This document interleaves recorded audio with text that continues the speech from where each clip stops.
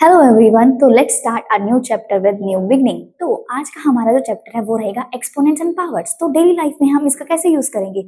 आज ये बच्चा एक मेरे पास आता है और ये बोलता है, मैम आज मैं मार्केट में गया था और वहां मेरा जो बिल बना वो बना 625 का। तो आप मुझे ये बताइए कि 625 को मैं एक्सपोनेंट्स एंड पावर्स में कैसे यूज करूंगी। तो मैंने उसको बताया कि 6 की पावर 25 लास्ट डिजिट क्या है आपकी 5। तो क्या मैं इसको 5 की मल्टीप्लीकेशन में लिख सकती हूँ। उसने कहा हाँ मैम बिल्कुल लिख सकते हो। कैसे लिख सकते हो। हमने क्या किया, हमें पता है कि एक्सपोनेंट्स एंड पावर्स का हम जो यूज करते हैं वो किस तरीके से करते हैं। एक्सपोनेंट्स एंड पावर्स में हम एक ही नंबर की मल्टीप्लाई करते हैं उससे बार बार। तो यहाँ पर मैंने क्या किया, एक नंबर ले लिया दैट इज 5। अब उसकी मल्टीप्लाई मैंने उसी से करी, उसकी मल्टीप्लाई मैंने उसी से ही करी। हमने बेसिक डेफिनेशन क्या लिखी हुई है, एक्सपोनेंट्स एंड पावर्स की जो डेफिनेशन हमने लिखी हुई है वो लिखी हुई है repeated multiplication of a number by itself. तो यहाँ पे मैंने बच्चे को समझाने के लिए कि अगर उसका जो बिल है वो 625 का बना था तो मैं इसको अगर 5 के मल्टीप्लिकेशन में लिख सकती हूँ। तो मैंने क्या लिखा, 5 को 5 से ही मल्टीप्लाई किया। अब मैम आपने 5 को 4 टाइम्स मल्टीप्लाई क्यों किया। क्योंकि आप देख लो, अगर आप 5 को 5 से मल्टीप्लाई करोगे तो यहाँ आपका रिजल्ट आएगा 25 और यहाँ आप 5 को 5 से मल्टीप्लाई करोगे यहाँ आपका रिजल्ट आएगा 25। और अगर आप 25 को 25 से मल्टीप्लाई करोगे तो आपका रिजल्ट आएगा 625। 625। तो मैम अब ये बताओ, आपने तो ये 625 दोबारा से निकाल दिया, इसमें एक्सपोनेंट्स एंड पावर्स कहाँ पे यूज हुए। हमने उसे क्या क्या कैसे समझाया, मैंने बच्चे को एक्सपोनेंट्स पावर कैसे यूज किया। यहाँ पे मैंने 5 को कितनी बार लिखा था, 4 टाइम्स। यहाँ में मैंने 5 को कितनी बार लिखा, 4 टाइम्स। यानी कि इसका मतलब ये है कि 5 जो है आपका 4 टाइम्स क्या हो रहा है, मल्टीप्लाई हो रहा है। यानी कि हमने ये दिखा दिया कि एक नंबर को हम खुद से ही मल्टीप्लाई करते जा रहे हैं। तो मैंने इसको लिख दिया 5 की पावर 4। क्यों लिखा मैम 5 की पावर 4, क्योंकि हम इसमें 5 को 5 से ही तो मल्टीप्लाई कर रहे हैं। कितनी बार कर रहे हैं, 4 टाइम्स। तो यानी कि ये आपका एक्सपोनेंट्स एंड पावर्स ही तो है। कैसे, तो अब देखिए कि आपने डेफिनेशन क्लियर कर ली, repeated multiplication of a number by itself. यानी कि हमने 5 को खुद से ही मल्टीप्लाई किया, तो यहाँ पे हम एक्सपोनेंट्स एंड पावर्स का यूज कर सकते हैं। तो हमें ये बता रहा है, ये हमें ये भी बताता है कि डेली लाइफ में आपके जो प्राइजेस हैं वो किस तरीके से इंक्रीज हो रहे हैं। तो आपने क्या देखा इसमें। अब आप ये बताइए कि मेरा बेस और एक्सपोनेंट क्या है। तो आपका जो बेस है, इसमें जो नीचे वाला होता है ये आपका क्या होता है, बेस। यानी कि इसमें मेरा जो बेस है वो क्या है 5 और जो मेरा एक्सपोनेंट है वो क्या है मेरा 4। क्या है 4।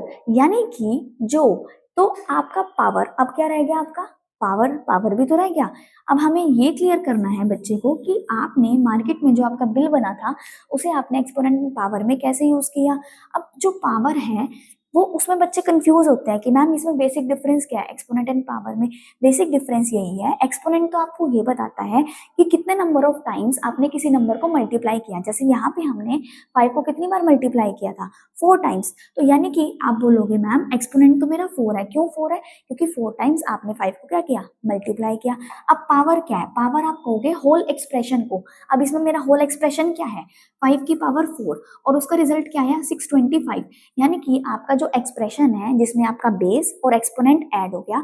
बेस मेरा क्या था, बेस यहाँ पे मेरा 5 था और एक्सपोनेंट मेरा क्या है 4। तो बेस और एक्सपोनेंट मिलके आपकी क्या बना देते हैं, पावर। तो यानी कि आपका एक्सपोनेंट आपको ये बताता है कि आपने किसी नंबर को कितनी बार मल्टीप्लाई किया, नंबर ऑफ टाइम्स। और पावर आपको ये बताता है होल एक्सप्रेशन, जो आपका होल एक्सप्रेशन है जो 5 की पावर 4 था उसका रिजल्ट क्या आया 625। यानी कि बेस और एक्सपोनेंट मिलके आपके क्या बनाते हैं, पावर। आई होप आपको ये क्लियर होगा बेसिक डिफरेंस क्या है एक्सपोनेंट एंड पावर में। तो यहाँ पे मैंने एग्जांपल लिया है 2 की पावर, हमने क्या लिया यहाँ पे 2 की पावर कितनी ले ली 5। क्यों ली 2 की पावर 5, क्योंकि यहाँ पे जो मेरा 2 है वो कितनी बार मल्टीप्लाई हो रहा है 1 2 3 4 5। तो यहाँ पे मैंने लिख दिया 2 की पावर 5। तो आई होप उस बच्चे को आई होप ये क्लियर हो गया होगा कि एक्सपोनेंट पावर का आप रियल लाइफ में कैसे यूज कर सकते हो। जैसे आप कभी भी मार्केट गए तो आप ये माइंड में कैलकुलेशन कर सकते हो कि मैं इसको एक्सपोनेंट्स एंड पावर्स के फॉर्म में किस तरीके से लिख सकती हूँ। कोई भी आपका कुछ बिल वगैरह बनता है या आप किसी भी तरीके से इसको यूज करोगे, जितना आप रियल लाइफ से लिंक करके चलोगे मैथ्स को उतना आपके लिए इजी होता जाएगा। अब देखिए यहाँ पे मैंने क्या लिखा 2 की पावर 5। क्यों लिखी 2 की पावर 5, क्योंकि मेरे सामने 2 कितनी बार लिखा हुआ है मल्टीप्लाई में 5 टाइम्स, इसलिए हम 2 को मल्टीप्लाई करेंगे 5 टाइम्स। तो यहाँ पे मल्टीप्लाई करके देखिए कैसे क्या रिजल्ट आएगा आपका। सबसे पहले आप मुझे बताइए इसमें मेरा बेस क्या है और मेरा एक्सपोनेंट क्या है। तो आप बताओगे मैम बेस जो है वो मेरा क्या है 2, और यहाँ पे जो मेरा एक्सपोनेंट है कि 2 जो है कितनी बार मल्टीप्लाई हो रहा है वो आपको क्या बताता है, एक्सपोनेंट, यानी कि जो मेरा 2 है वो 5 टाइम्स क्या हो रहा है, मल्टीप्लाई हो रहा है। अब इसको आप करके देख लेंगे कि आपका क्या रिजल्ट आएगा।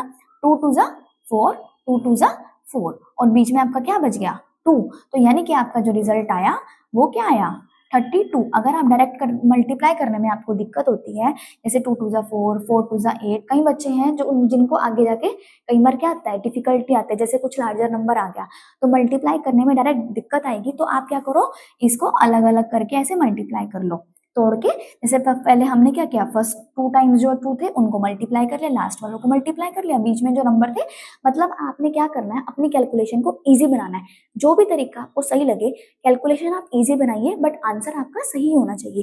तो यहाँ पे जो हमारा आंसर आ गया वो आ गया 32। अब देखिए आपके पेपर में जो क्वेश्चन है वो किस तरीके से आते हैं। जैसे मैंने क्वेश्चन लिखा फाइंड द वैल्यू ऑफ, आपको पूछेंगे कि आप वैल्यू निकालिए। अब यहाँ पे इसकी वैल्यू हमें निकालनी है, इसकी वैल्यू कैसे निकालेंगे, ऑब्वियस है। हमने अभी एक्सपोनेंट पावर की डेफिनेशन क्लियर की, जब हम एक नंबर को खुद से ही क्या करते हैं, मल्टीप्लाई करते हैं, वही हमें क्या बताता है, एक्सपोनेंट्स एंड पावर्स। तो यहाँ पे हमें वैल्यू किसकी पूछी है, 11 की। तो यानी कि 11 की पावर 3 है। इसे आप कैसे रीड करोगे, 11 रेज टू दी पावर 3। 11 की कितनी पावर है 3, तो आप इसे कैसे पढ़ सकते हो, 11 रेज टू दी पावर 3। आपने क्या किया, 11 को 3 बार मल्टीप्लाई किया। 3 बार क्यों मल्टीप्लाई किया, क्योंकि पावर कितनी दी हुई थी 3। अगर यहाँ पे पावर 5 दी होती तो यहाँ पे मैं 11 को कितनी बार लिखती, मल्टीप्लाई में 5 टाइम्स लिखती। यहाँ पे 3 दी हुई है इसलिए मैंने कितनी बार लिखा, 3 टाइम्स। तो आपने करा मल्टीप्लाई, तो यहाँ पे आपको पता है 11 को 11 से मल्टीप्लाई करोगे तो 121 आएगा, और दोबारा से क्या आएगा 11। और अगर आप मल्टीप्लाई करोगे तो आपका जो रिजल्ट आएगा 121 को जब आप 11 से मल्टीप्लाई करोगे, जो आपका रिजल्ट आएगा वो आएगा 1331।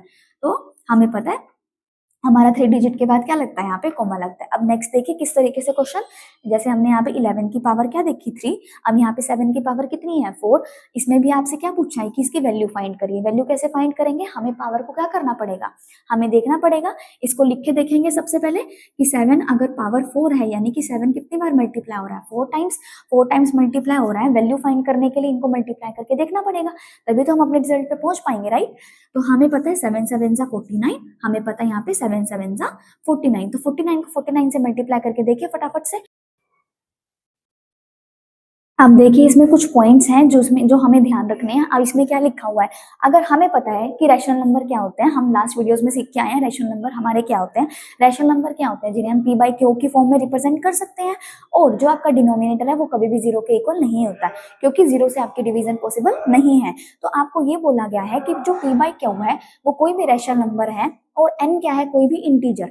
अब इंटीजर क्या होता है, इंटीजर्स में मैंने आपको बताया था 3 कैटेगरी होती है, नेगेटिव, पॉजिटिव एंड जीरो। तो वो क्या होते हैं आपके इंटीजर, जिसमें आपके नेगेटिव नंबर्स भी आते हैं, पॉजिटिव नंबर्स भी आते हैं और जीरो भी आता है। और रैशनल नंबर क्या होते हैं, जिनको आप p बाई क्यू की फॉर्म में लिख सकते हो, और डिनोमिनेटर आपका कभी भी जीरो नहीं होता, यानी कि जीरो से आपकी डिवीजन पॉसिबल नहीं होती। तो आपको ये बोल रहे हैं कि जो p बाई क्यू है वो कोई भी रैशनल नंबर है, और n कोई भी इंटीजर है। तो रैशनल नंबर ऑब्वियस है p बाई क्यू की फॉर्म में होगा, और उसकी हमने जो पावर कर दी वो क्या कर दी n, और n मतलब कोई भी इंटीजर हो सकता है। रैशनल नंबर की कोई भी जो पावर है वो क्या हो सकती है, आपकी इंटीजर हो सकती है। तो अब देखिए यहाँ पे जो p है उसकी पावर भी n है, और q है उसकी पावर भी n है। तो यानी कि अगर होल ब्रैकेट आपको दी हुई है तो यानी कि p की पावर भी n है, इसको इस तरीके से लिख सकते हैं, डिवाइडेड बाय q की पावर भी n है। जैसे कि हम एक एग्जांपल से समझ लेते हैं कि अगर मेरे को यहाँ पर आपने दिया 3 की पावर 3 डिवाइडेड बाय 5, ये कोई रैशनल नंबर है। हमने रैशनल नंबर में सिर्फ इतना ध्यान रखना है कि डिनोमिनेटर में आपका जीरो नहीं होना चाहिए, बाकी सब किसकी कैटेगरी में आएंगे, रैशनल नंबर की कैटेगरी में आपके आ जाएंगे। तो अगर मैंने इनकी पावर क्या कर दी आपकी, अगर मैंने इनकी पावर कर दी 2।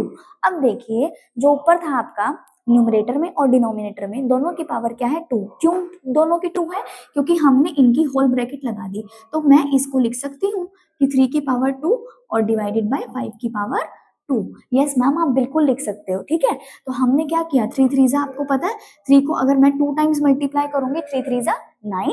3 को 3 से मल्टीप्लाई करना है, 3 को 2 से मल्टीप्लाई नहीं करना है। बच्चे गलती क्या करते हैं, 3 को मल्टीप्लाई कर देते हैं 2 से। अगर 3 की पावर 2 है डेट मीन्स बेटा इसका मतलब ये है कि 3 को आप 2 बार 3 उससे ही नंबर से मल्टीप्लाई करो। 3 की पावर 2 का मतलब 3 को आप अपने ही नंबर 3 को इट सेल्फ मल्टीप्लाई कर रहे हो आप 2 टाइम्स, राइट।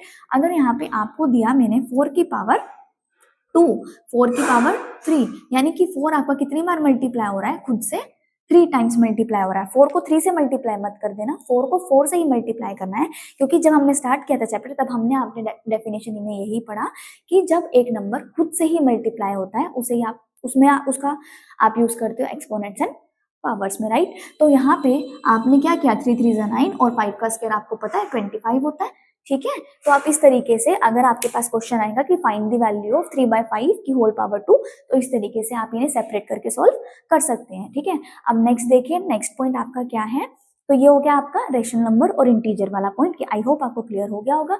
नेक्स्ट देखिए, अगर आपके पास कोई नेगेटिव रेशनल नंबर आ जाता है, ठीक है, और उसकी इवन पावर होती है। अब इवन पावर मतलब जैसे कि जो 2 से डिविजिबल हो, हमें पता है 2 से डिविजिबल कौन सी डिजिट्स होती हैं, जिनके लास्ट में क्या होता है 0 2 4 6 8। तो यानी कि अगर किसी नेगेटिव रेशनल नंबर की आपकी इवन पावर आ गई, इवन पावर मतलब जो नंबर आपके 2 से डिविजिबल होते हैं उन्हें आप क्या बोलते हो, इवन नंबर बोलते हो, इज ऑलवेज पॉजिटिव, वो हमेशा क्या रहेगी आपकी पॉजिटिव। एग्जाम्पल से देख लेंगे एक बार, ज्यादा अच्छे से आपको क्लियर हो जाएगा।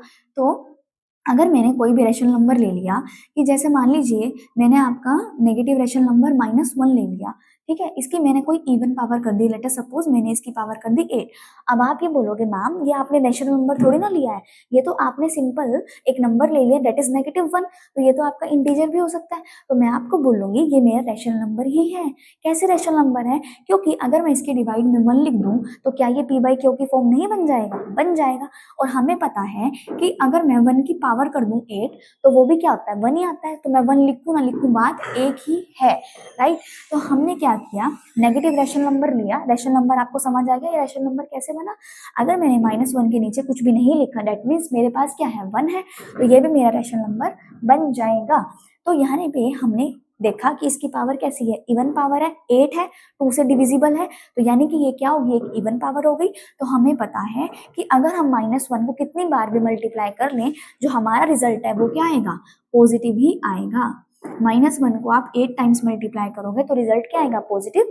और यही तो हमारा रूल है, यही हम सीख रहे हैं। एक और एग्जाम्पल देख लीजिए, अगर मैंने यहाँ पे 2/3 लिखा आपके पास और इसकी नेगेटिव रेशनल नंबर लेना है आपको, यहाँ पे मैंने नेगेटिव लगा दिया, इसकी मैंने कौन सी पावर ले ली, 2 पावर ले ली। 2 भी मेरा क्या है, एक इवन नंबर है।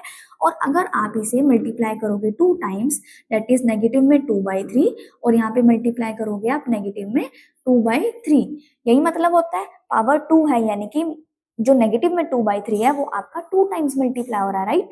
तो यानी कि यहाँ पे जो आपका आंसर है सॉल्व करके वो क्या आएगी, वैल्यू आपकी पॉजिटिव आएगी, यही हम सीख रहे हैं। और अगर आपका पास नेगेटिव रेशनल नंबर आ गया और उसकी पावर कैसी है, ओड, ऑल्टरनेट हो जाएगा। अगर पावर ओड है तो रिजल्ट आपका नेगेटिव आएगा, अगर पावर इवन है तो आपका रिजल्ट क्या आएगा, पॉजिटिव। इसका भी एग्जाम्पल देख लीजिए, नेगेटिव में 1 पावर मैंने क्या ले ली, ओड। नेगेटिव ओड नंबर क्या होते हैं, जो 2 से डिवाइड नहीं होते, और 5 हमारा कैसा नंबर है, ओड नंबर है। अब -1 को आप 5 बार मल्टीप्लाई करोगे तो आपका आंसर जो है वो क्या आएगा, नेगेटिव आएगा। क्या आंसर आएगा आपका, नेगेटिव। लेना क्या है, रैशनल नंबर, वही डिवाइड में हम 1 कंसीडर कर सकते हैं। एक और इसका कुछ भी एग्जाम्पल ले लीजिए, 5 डिवाइडेड बाय, अब इस बार मैंने क्या ले लिया, 5 डिवाइडेड बाय 2 ले लो, नेगेटिव रैशनल नंबर ले लिया, ठीक है। इसकी पावर कितनी करेंगे, 5 करके देखिए पावर, चलो 5 कर देते हैं इसकी पावर। तो नेगेटिव रेशनल नंबर है 5/, नेगेटिव में 5/2 को अगर आप 5 टाइम्स मल्टीप्लाई करके देखोगे तो आपका जो लास्ट में रिजल्ट है वो क्या आएगा, नेगेटिव ही आएगा। यही हम समझने की कोशिश कर रहे हैं कि अगर आपकी रेशनल नंबर की पावर ओड है तो आपका जो रिजल्ट है वो क्या आएगा, नेगेटिव। और अगर आपकी रेशनल नंबर की पावर इवन है तो आपका रिजल्ट क्या आएगा, पॉजिटिव। और फर्स्ट पॉइंट हमने ये क्लियर किया कि अगर p/q आपके पास इंटीजर है और उसकी पावर क्या है, p/q सॉरी आपके पास रेशनल नंबर है, उसकी पावर अगर इंटीजर है तो आप उनको अगर पावर सेम है तो आप उनको सेपरेटली लिख सकते हो, जैसे हमने इस तरीके से लिखा, तो आपका रिजल्ट आ जाएगा। आई होप आपको क्लियर हो गया होगा।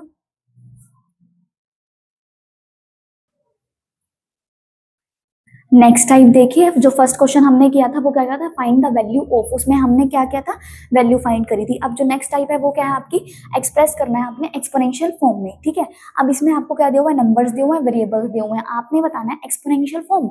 अभी हमने डिस्कस किया था एक्सपोनेंशियल फॉर्म मतलब कि कोई भी जो नंबर है वो कितनी बार रिपीट हो रहा है। तो अगर हमने ये बता दिया कि कोई नंबर या कोई वेरिएबल कितनी बार रिपीट हो रहा है, तो हमारी एक्सपोनेंशियल फॉर्म कंप्लीट हो जाएगी, राइट। तो हमने क्या किया, यहाँ पे देखा सबसे पहले कि जो हमारा 3 है वो कितनी बार क्या हो रहा है, मल्टीप्लाई हो रहा है।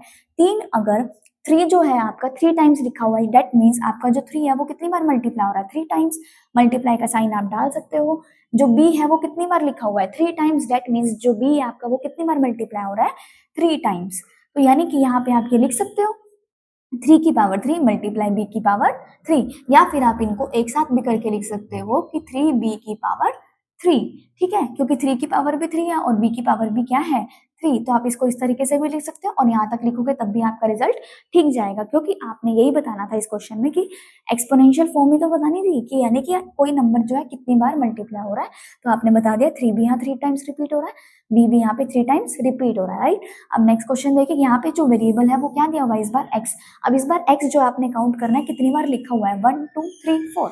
तो आपने देखा x जो है वो 4 टाइम लिखा हुआ है, 4 टाइम्स लिखा हुआ है, दैट मीन्स x जो है आपका कितनी बार मल्टीप्लाई हो रहा है, 4 टाइम्स मल्टीप्लाई हो रहा है। तो यहाँ आ जाएगा आपका आंसर। अब नेक्स्ट देखिए, इसमें भी जो आप इसमें इस बार क्या है आपका नंबर, इस वाले क्वेश्चन में क्या था, वेरिएबल था। वेरिएबल क्या होते हैं, कोई भी अल्फाबेटिक नंबर उसको आप क्या बोलते हो, variable, X Y Z A B C. यहाँ पे आपको क्या दिया हुआ है, न्यूमेरिकल वैल्यू दी हुई है, दैट इज 7।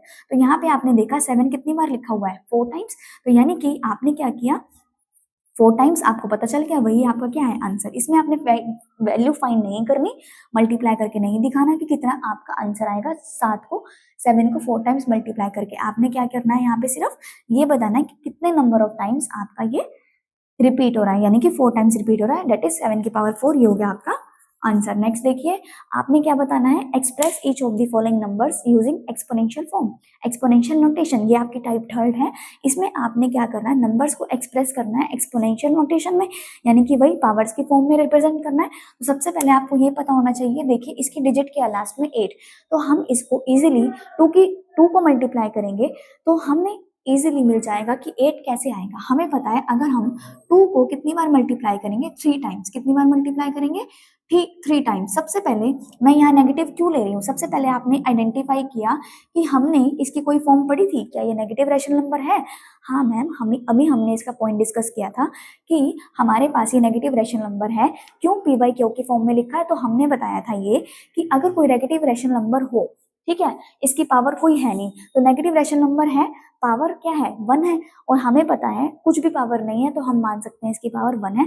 और हमें पता है 1 एक ओड नंबर है, और यानी कि हमारा जो रिजल्ट है वो क्या आएगा आपका, नेगेटिव में ही आएगा, ठीक है। और ये आपका, ये तो आपने लिख दिया, 2 को आपने 3 टाइम्स मल्टीप्लाई करोगे तो रिजल्ट क्या आएगा आपका 8। अब 343 कैसे बनेगा, कैसे डिवाइड करके देखें आप, जब आप या तो प्राइम फैक्टराइजेशन वाले मेथड से कर लो कि किससे डिवाइड होगा, या फिर हाँ वो अगर आपको इजी लगे स्मॉलर नंबर का तो आप इजीली आइडेंटिफाई कर सकते हो कि इस टेबल पे जाएगा। लार्जर नंबर के लिए आप क्या करो, प्राइम फैक्टराइजेशन करके सॉल्व करो। अभी ये हमें पता है कि 7 को अगर मैं 3 बार मल्टीप्लाई करूंगी तो मेरा 343 बन जाएगा इजिली। और मैं अगर इसको कंबाइन करके लिखूं तो यहाँ पे मैंने लिख दिया नेगेटिव में 2 और यहाँ लिख दिया नीचे 7 और मैंने इनकी होल पावर कर दी 3। ये हमने सीखा था कि अगर हमारे पास सेम पावर हो न्यूमरेटर की भी और डिनोमिनेटर की भी, तो हम इसको ऐसे ब्रैकेट में करके एक बार लिख सकते हैं, पावर में क्या लिख सकते हैं इसकी 3। एक्सपोनेंट क्या आ गया इसका 3 आ गया, यानी कि -2 को कितनी बार मल्टीप्लाई किया 3 टाइम्स, 7 को कितनी बार मल्टीप्लाई किया 3 टाइम्स। अब ये देखिए अब क्या आ गया, एक लार्जर नंबर।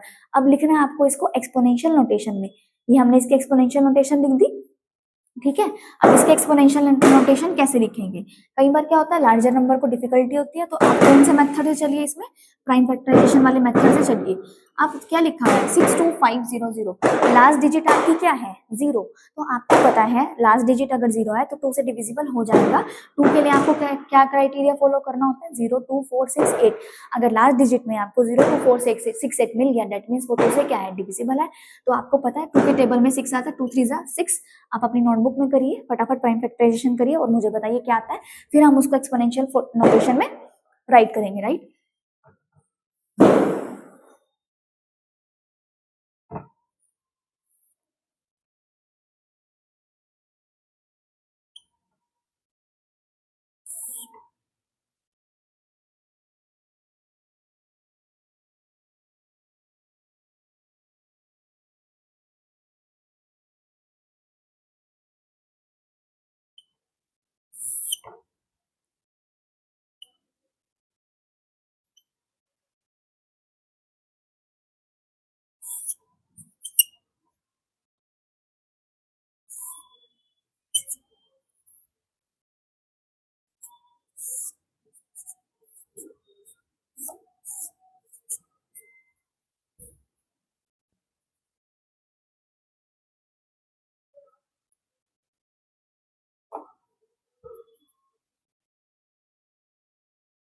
अब